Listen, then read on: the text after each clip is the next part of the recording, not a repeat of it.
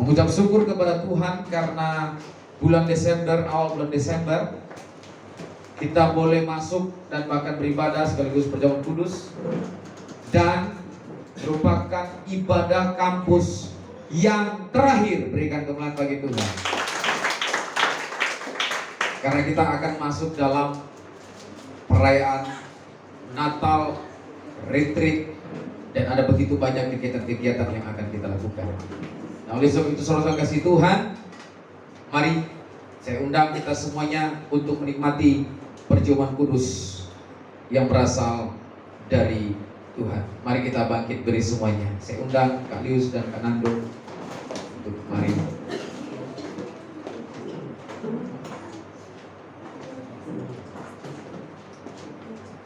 Bapa di surga, terima kasih Tuhan.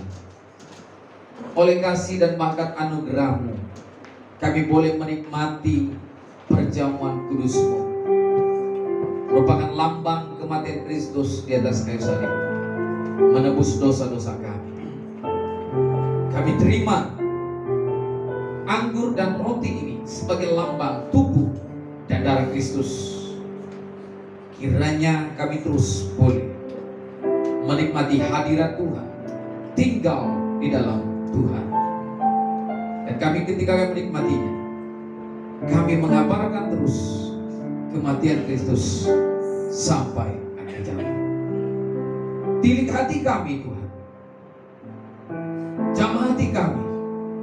Roh Kudus persiapkan hati kami untuk sehidangan dengan Tuhan, di dalam nama Tuhan Yesus. Amin. Silakan dibawakan.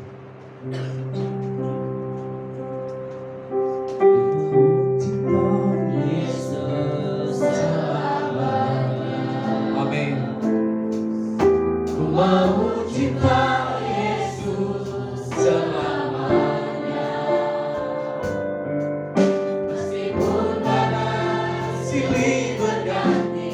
Dalam hidupku, ku tetap cinta Yesus.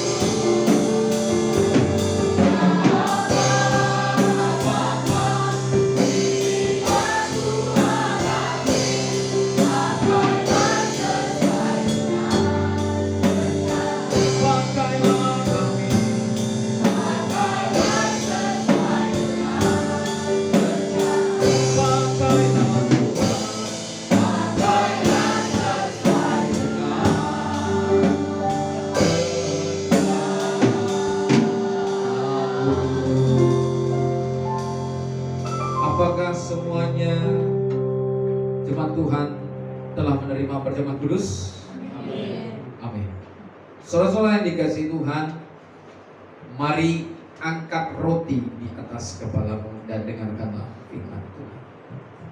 Sebab apa yang telah kuteruskan kepadamu telah aku terima dari Tuhan, yaitu bahwa Tuhan Yesus pada malam waktu ia diserahkan mengambil roti, dan sesudah itu ia mengucap syukur atasnya. Ia memecah-mecahkannya dan berkata, inilah tubuhku yang diserahkan bagi kamu. Perbuatlah ini menjadi peringatan akan aku. Dengan iman di dalam nama Tuhan Yesus.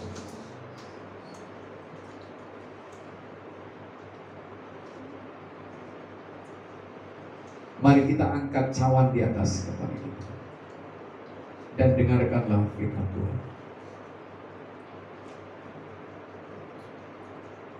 Demikian juga ia mengambil cawan sesudah makan, lalu berkata, cawan ini adalah perjanjian baru yang dimateraikan oleh darahku.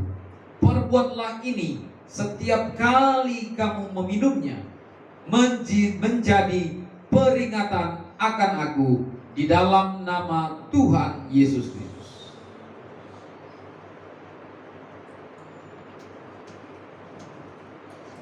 Terima kasih Tuhan. Terima kasih Yesus. Terima kasih Bapa di surga atas kematian-Mu di atas kayu salib. Kami terima dengan iman di dalam nama Tuhan Yesus. Ketika kami menerima roti dan anggur, maka kami memperingati kematian Tuhan sampai Ia datang. Di dalam nama Tuhan Yesus. Sama-sama katakan amin. Saudara-saudara yang kasih Tuhan, mari kita baca Quran firman Tuhan. Silakan duduk semua. Yang terambil dari Injil Matius pasal yang kelima, masih merupakan bagian dari khotbah di bukit, ucapan bahagia. Namun ini merupakan penjelasan yang terakhir. Poin yang ke-8 kita sudah bahas bulan lalu, yaitu berbahagialah orang yang dianiaya oleh sebab kebenaran. Dan hari ini yang terakhir, yaitu ayat 11 dan 12. Matius 5 ayat 11 dan 12. Yang sudah dapat katakan amin. Amin. Yang sedang OTW katakan aman. Haleluya. Kita bacakan bersama-sama dengan suara keras dan lantang. 2, 3, ya. Berbahagia kamu jika karena aku kamu dicela dan dianiaya dan kepadamu difitnahkan segala yang jahat. Bersukacita dan bergembira karena upahmu besar di surga, sebab demikian juga telah dianiaya nabi-nabi yang sebelum kamu. Amin. Berbahagialah kamu dicela, dianiaya, difitnah. Saudara yang dikasih Tuhan, enak nggak kalau dicela? Kalau dicela secara umum itu biasanya gitu, dasar lu jelek lu. Kalau dia bilang dasar lu ganteng lu, itu bukan dicela.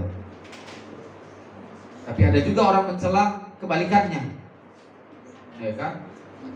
Dia tahu tapi dibalikkan. Itu sebenarnya dia mencela tetapi dia balikkan faktanya. Itu mencela juga.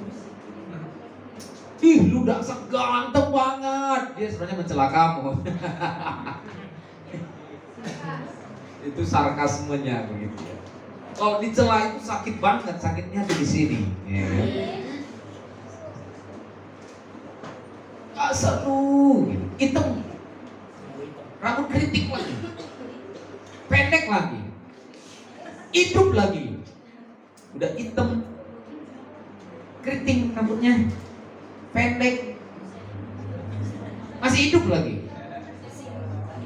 Yang putih cuma satunya, giginya doang. Kuning juga.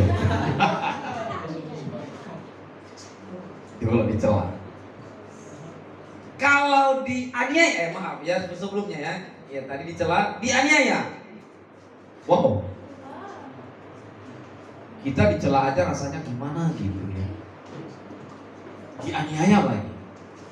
Dianiaya itu berarti hampir sama dengan disiksa gitu. Kalau dalam konteks Yahudi dianiaya mengeri loh.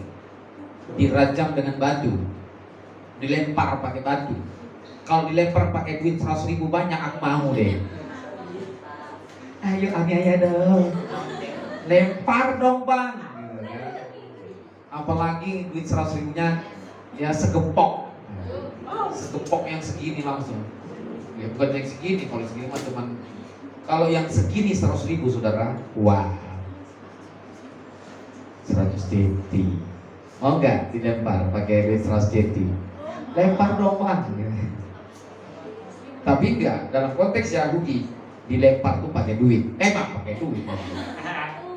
Batu. Namanya dirajam. Sampai apa? Mati. Nah itu dia jawabannya. Sampai hidup, sampai mati.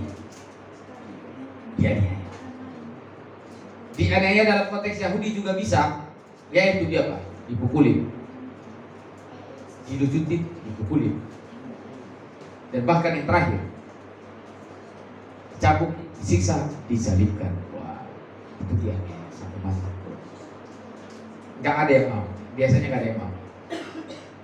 Kemudian, dan kepadamu difitnah.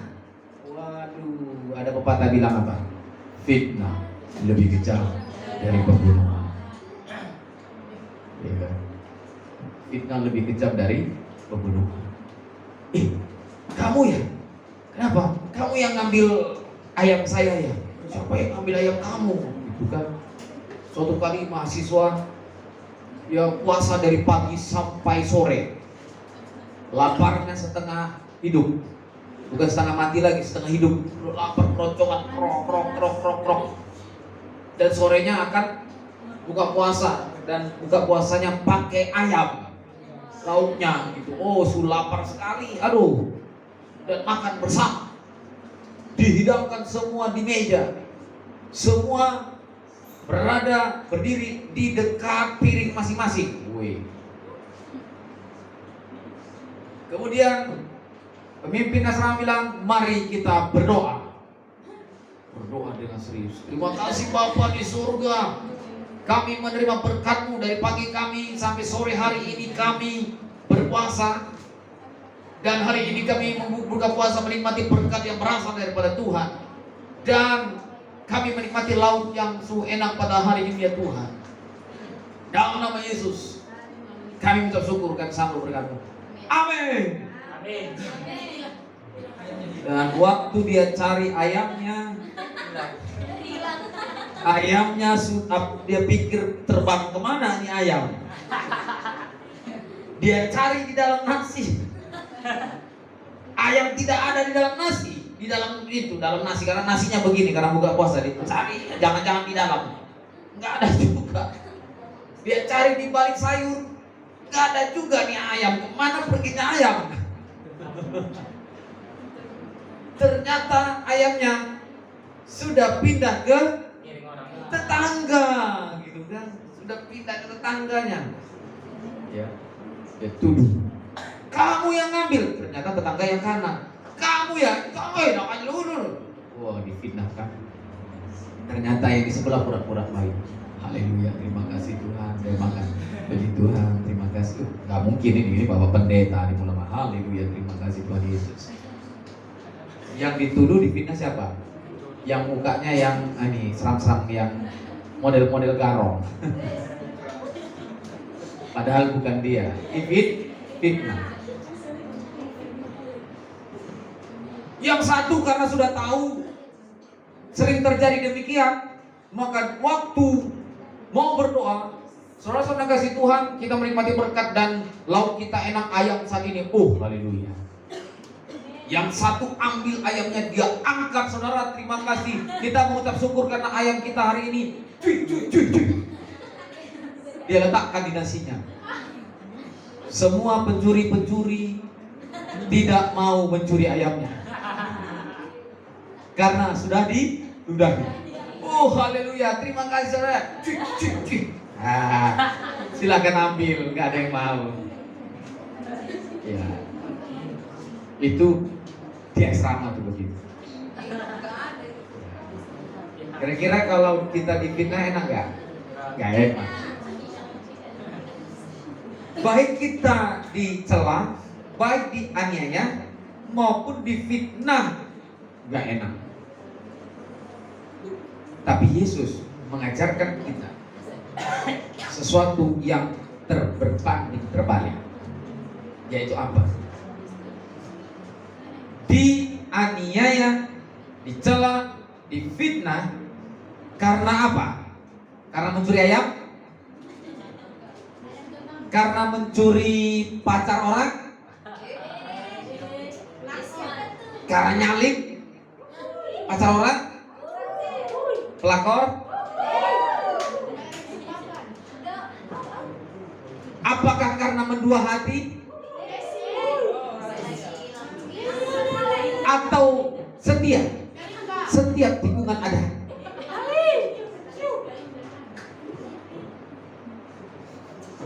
Jadi dicela, dianiaya, dan difitnah. Karena apa? Di dalam Matius 5 ayat 11. Karena apa? Karena namaku. Karena siapa itu? Karena Yesus Kristus. Saudara yang dikasih Tuhan, kalau kita dicela, dianiaya, difitnah karena nama Yesus, Tuhan Yesus garansi kita berbahagialah. Amin. Amin. Kenapa? Karena Yesus pun mendapatkan 3 hal ini: dicela, difitnah, dan dianiaya. Kalau saudara aktif dalam perdebatan media sosial, apalagi pro dan kontra agama ini, wah ngeri saudara. Pusing bacanya. Bukan pusing karena nggak tahu, sakit hati kadang-kadang. Ya, fitnahannya ngeri sekali, kejam. Ejekannya kepada Tuhan Yesus itu mengerikan. Dia bilang, apaan lu? Masa Yesus tuh itu Tuhan lu? Yesus tuh disalibkan pakai kolor gitu. Wah, kita bacanya rasanya aduh Tuhan. Yesus tuh pakai kolor, udah itu mati lagi katanya. Masa itu Allah lu katanya. Kalau mereka menghina kita, ngeri kali saudara. Kejam. Kita kalau baca itu rasanya oh Tuhan Yesus. Cuman kita pikir udah biarkan aja. Nah bagi kita yang sudah memahami itu, maka kita tidak pernah lagi menganggap itu menjadi sesuatu yang berat. Amin. Tetapi justru itu merupakan sesuatu yang membuat kita berbahagia. Karena firman Tuhan, berbahagialah kamu. Berbahagia kalau kamu dicela, difitnah, dan bahkan difitnahkan ya, segala dianiaya karena nama Tuhan Yesus. Berbahagia. Dan jangan pernah takut. Jangan pernah takut. Karena kamu sebenarnya berada pada posisi yang tepat. Katakan amin. Amin. Bilang samping kanan, posisi kita sudah tepat.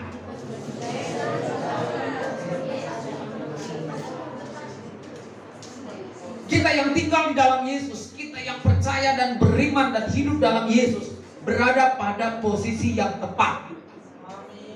Kalau Anda berada pada posisi yang tepat, mau orang bilang apapun, biarkan saja. Karena orang yang mencela itu sebenarnya pada posisi yang sesat. Jadi jangan takut. Amin. Jangan takut saudara. Karena ada pada posisi track yang tepat. Ketika Anda berjalan pada lintasan yang benar, orang bilang, jangan lewat situ. Memang kenapa? Lama dari situ. Ngapain lewat situ? Jauh. Capek lagi. Terus lewat mana? ini jalan pintas ini. Padahal di situ sudah dilarang. Jangan lewat dari sini. Orang-orang bilang, bodoh dia. Kenapa? Dia lewat jalan yang udah jauh, capek pasti dia. Ini dong, kita dong, ini cepat nih. Lewat dari sini cepat. Waktu dia jalan lewat dari situ, memang kita pas jalan, ya juga ya. Soalnya kita kadang-kadang pikir, capek juga ya. Jangan-jangan orang yang tadi yang bilang itu benar. Kita pun kadang-kadang jadi ragu. Iya benar juga. Gimana? Udah jalan aja lah, udah tanggung. Mereka ejek-ejek, orang bodoh. Bodoh itu orang itu bodoh. Mereka senang-senang, kita dong, jalan kita benar nih. Kita gak lama-lama cepat. Waktu mereka jalan di jalan mereka, ternyata ada perangkap. Mereka berjalan dan mereka jeblos ke dalam perangkap hewan, masuk ke dalam. Waktu dilihat, mana teman kita tadi? Gak ada. Harusnya mereka sudah sampai duluan. Waktu dengar beritanya bagaimana? Mereka sudah masuk perangkap. Nah, saudara, persis seperti itu. Saudara pun kadang-kadang, apalagi di lingkungan orang-orang lain yang tidak percaya kepada Yesus, rasa-rasanya Anda itu sendirian. Rasa-rasanya, kayak gimana gitu ya. Apalagi kalau lingkungan kita itu lingkungan yang bukan seiman. Kadang-kadang kita rasanya, saya merasakan itu dulu. Karena lingkungan saya itu, teman-teman saya, saudara itu, kalau saya berteman, saya nggak pilih-pilih teman, harus yang agama Kristen gitu, nggak ada itu. Harus HKBP, harus Kristen Batak pula, nggak ada itu. Ya, saya berteman nggak pernah HKBP, harus Kristen Batak pula, nggak pernah itu. Saya temenin orang semua dari suku Aceh, Padang, Jawa, Karo, Batak, semua saya temani. Dan berbagai agama. Kadang-kadang saudara, waktu kita bergaul dengan mereka yang beda iman kita, rasanya kadang-kadang terasa ya, gimana gitu. Ada perasaan begitu. Tapi ingatlah, kita sudah berada pada posisi yang tepat. Amin. Kita sudah pada posisi yang tepat, sehingga Yesus berkata, berbahagialah kamu kalaupun ada konsekuensinya. Konsekuensinya karena Yesus banyak orang dicela, karena Yesus kita dihina, karena Yesus bahkan kita seringkali diolok-olok, dan bahkan karena Yesus mungkin saja kita bisa dianiaya. Para rasul, para murid Yesus, para misionaris sudah mengalami itu, saudara. Dan ada begitu banyak orang-orang, dan bahkan sampai mati karena nama Yesus. Saudara, saya pernah nonton film. Mungkin saudara pernah juga nonton. Saya pernah nonton film ya tentang bagaimana para misionaris menginjili di suatu kampus. Ya, satu kampus mereka injili, dan bahkan ada mahasiswi yang dari keturunan Timur Tengah. Dia percaya kepada Yesus di kampus.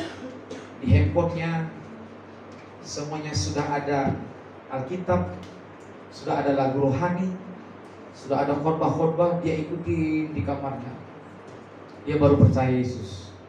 Sedangkan orang tuanya, ya itu dia, agama beda.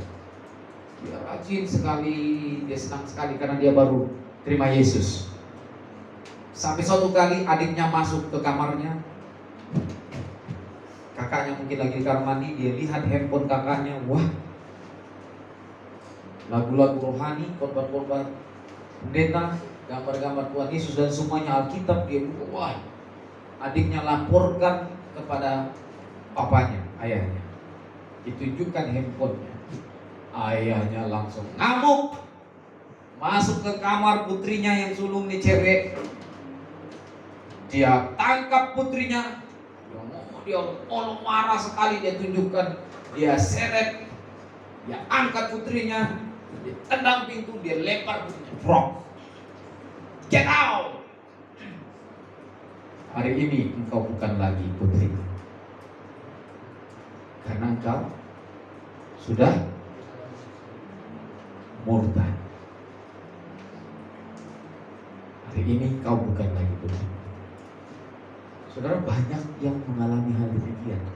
Karena apa? Nama Yesus. Karena nama Yesus, bisa saja orang tua tidak lagi mengasihi anaknya. Karena nama Yesus, bisa saja anak tidak lagi mengasihi orang tuanya. Karena nama Yesus, bisa saja suami atau istri kebalikannya tidak lagi mengasihi sebaliknya. Karena nama Yesus, bisa saja pertemanan bisa tidak lagi langgeng. Karena nama Yesus, Anda mungkin bisa saja ditinggalkan oleh orang lain. Karena nama Yesus, mungkin saja hubunganmu untuk masuk ke jenjang pernikahan tidak jadi. Ini bagi yang pernah pacaran dengan orang seberangnya. Karena nama Yesus, mungkin engkau pernah kehilangan pekerjaan. Karena nama Yesus, mungkin saja engkau dikucilkan. Karena nama Yesus, engkau mungkin sulit mendapatkan pekerjaan. Karena nama Yesus, mungkin saja engkau masuk di lembaga sesuatu sulit sekali. Karena nama Yesus, mungkin engkau mengurus berkas sesuatu sulit sekali. Banyak kesulitan-kesulitan ketika kita percaya Yesus. Tapi Tuhan Yesus berkata apa?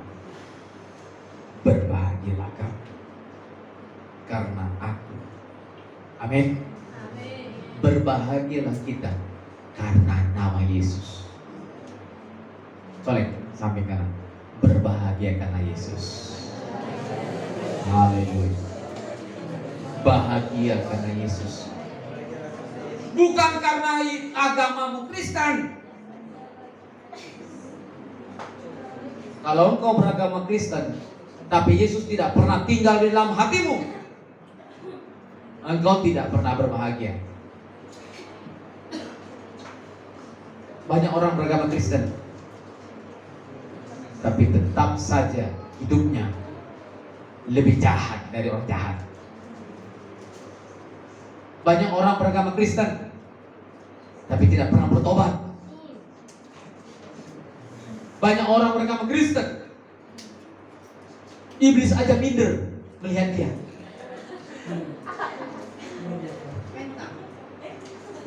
Iblis lihat, wih, ini katanya agama Kristen. Iya, iblis bilang ini KTP-nya Kristen. Tapi malas kenapa? Ngeri. Dia lebih jahat dari gua, kata iblis. Ya. Lebih jahat dari gua, ogah gua, kata iblis. Gua ogah teman dengan dia. Kenapa? Lebih jahat dia daripada gua, kata iblis. Jadi jangan bangga kalau KTP-mu Kristen. Jangan bangga kalau lahir kau Kristen. Baru lahir langsung Kristen kau. Tapi kosong. Nol. Berbahagialah kalau Yesus Kristus hidup di dalam hatimu. Katakan amin. Amin. Bilang sampai kanan, Yesus hidup dalam hatimu.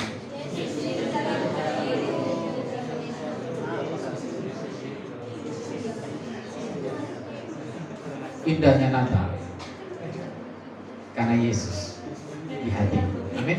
Amin.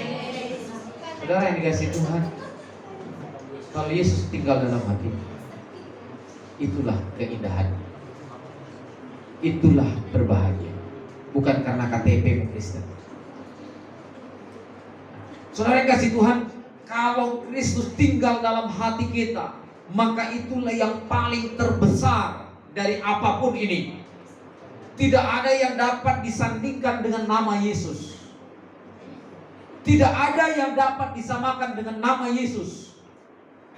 Kalau tinggal dia dalam hatimu, kalau Yesus engkau miliki, itulah yang paling terbesar yang pernah kita miliki. Amin. Amin.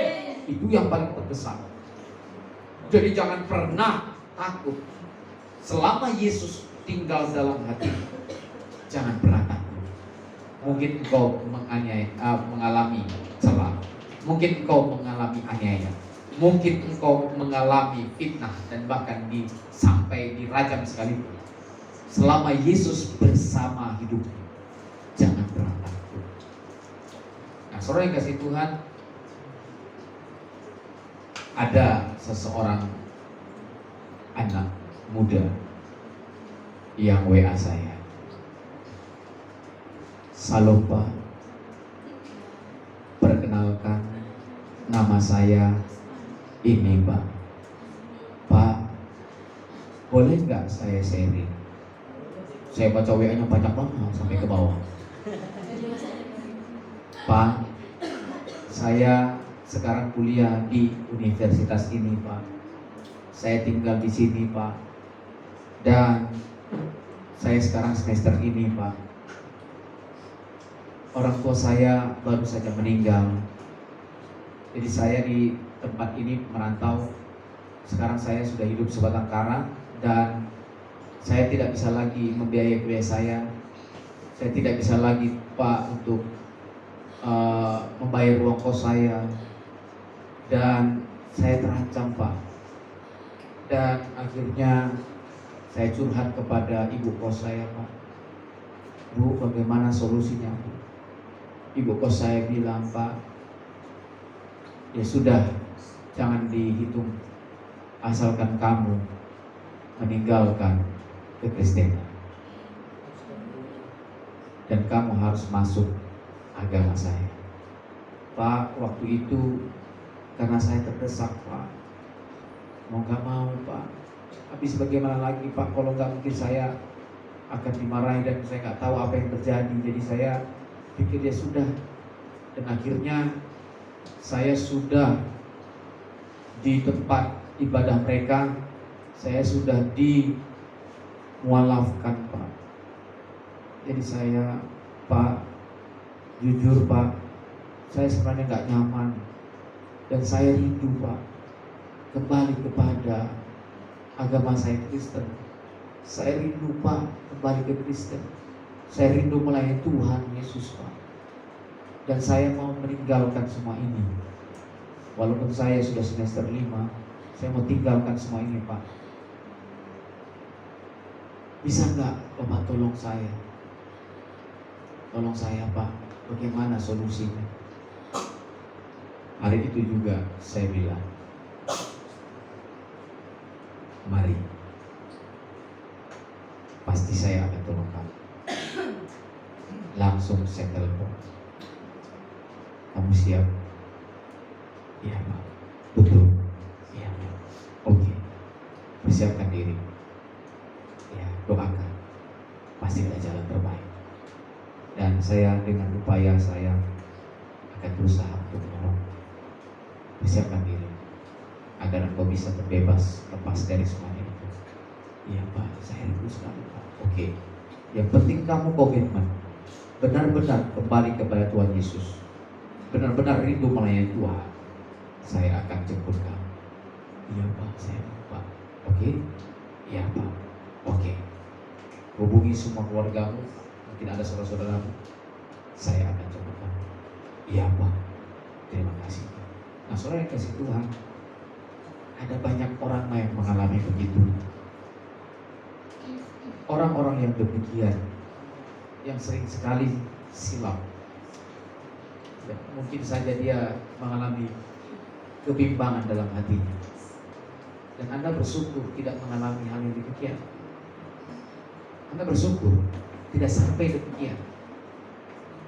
Saya juga pernah bersaksi, pemuda saya yang di gereja, ya kan, sudah pernah saya bersaksi. Karena papanya orang seberang, namanya saja Muharram, namanya Muharram, berarti dia lahir di bukan, kau salah. Muharram itu ada bulan tanggal Muharram, hari Muharram itu. Muharram itu bukan haram, salah. Dia laki-laki. Muharram ya, laki-laki. lulus dari kuliah D3 perbankan, dari Perbanas dia melamar pekerjaan. Mamanya orang Batak melayani Tuhan, sudah melayani Tuhan, ya silalahi, mamanya silalahi. Dan mereka semua udah Kristen ya, mamanya udah Kristen. Dulu sempat silap juga sama. KTP-nya udah Kristen. Dia ngelamar pekerjaan di suatu perusahaan. Dipanggil lah dia. Manajer bilang, "Kamu namamu Muharram." "Iya Pak." "Loh, kamu agamanya apa?" "Kristen." "Pak." "Loh, kok bisa? Namamu kan Muharram, kok kamu Kristen?" "Iya Pak." Dia ceritain, "Bapak saya memang masih Muslim." "Oh iya, mama saya Kristen dan melayani Tuhan." "Oh iya. Terus kamu ikut Kristen?" "Iya Pak." "Oke, kamu melamar pekerjaan di tempat ini. Saya akan masukkan kamu bekerja di sini dengan satu syarat. Kamu masuk ke agama saya. Mau? Kalau kamu mau, saya masukkan kamu dan langsung bekerja." Saudara, bagi Anda yang gila harta, bagi Anda yang gila duit, bagi Anda yang hamba mamon, Anda pasti tergiur. Duit, oh haleluya. Jadi hai lupa, yang penting duit. Mau apapun agamaku, sebenarnya bukan agamamu Tuhan, bukan Kristen, bukan itu juga. Agamamu itu agama mamon. Karena di hatimu mamon sebenarnya. Kalau ada orang yang sudah mendengar firman Tuhan, apalagi kalau sudah masuk STT, udah STH, udah SPD Kristen,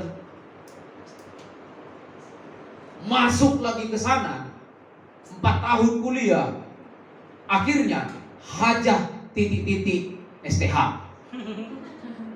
Cewek, ada cewek sudah STH, lulus dari STT, dan akhirnya menikah dengan orang seberang, ngikut dia karena cintanya,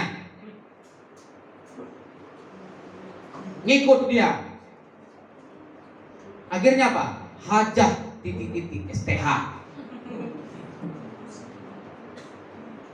Makan tuh cinta. Kau tinggalkan Tuhan Yesus karena cintamu.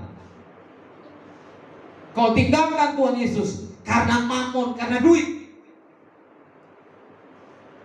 Saudara yang dikasih Tuhan, pemuda ini, dia katakan, "Pak, saya tidak akan pernah meninggalkan Tuhan saya. Pak, saya tidak akan menerima pekerjaan ini. Sekalipun Bapak tawarkan, saya tidak akan mau. Karena saya mau tetap setia kepada Tuhan saya." Ah, benar ya. Kalau begitu, saya tidak mau terima kamu. Terima kasih Pak, saya tidak akan terima pekerjaan ini. Demi aku, kata Yesus. Amin. Demi Yesus, tolak pekerjaan.